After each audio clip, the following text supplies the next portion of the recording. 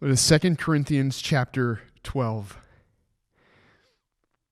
Paul has all these crazy revelations, but to keep him humble, he says this: because of the surpassing greatness of the revelations, for this reason, to keep me from exalting myself, there was given me a thorn in the flesh, a messenger of Satan to torment me, to keep me from exalting myself. Concerning this, I implored the Lord 3 times that it might leave me, and he has said to me, my grace is sufficient for you, for power is perfected in weakness. I just did that one little piece.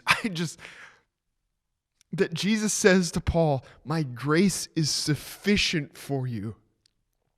Like, my grace, Paul, is enough. There is nothing else in life like that.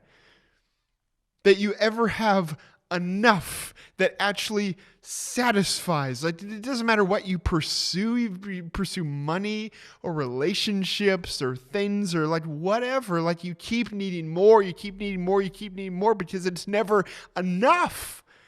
It never satisfies. There is nothing in this world that ever satisfies.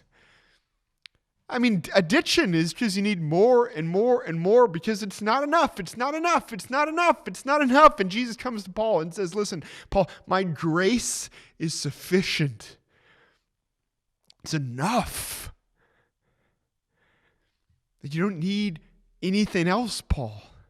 And obviously, like, Jesus is so good that we want more and we want more and we keep desiring more of him. But we're not walking around forever in this unsatisfied state. We're satisfied.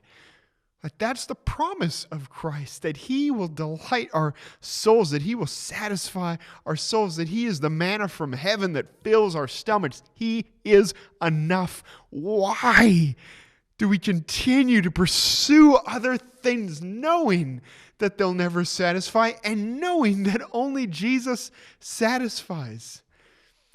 Man, I knew that truth from a young age just through experience. Like, everything I pursued, whether it was wakeboarding or girls or academics or whatever, like, these things always left me wanting, left me empty, left me dried out. Like, maybe they satisfied me for a moment, but then as I pursued them more, eventually I realized that, hey, like, this isn't it. This is not satisfied me. This is leaving me as empty as before I started pursuing it.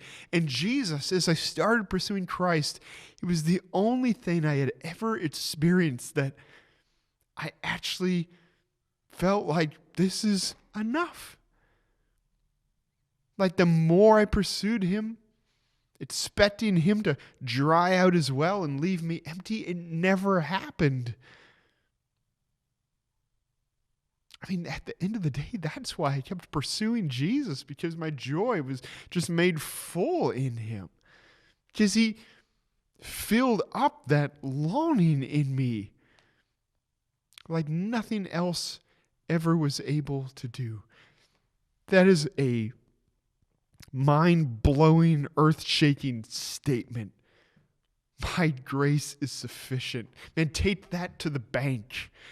Give everything to Christ and give him a chance to see if he can truly satisfy your soul.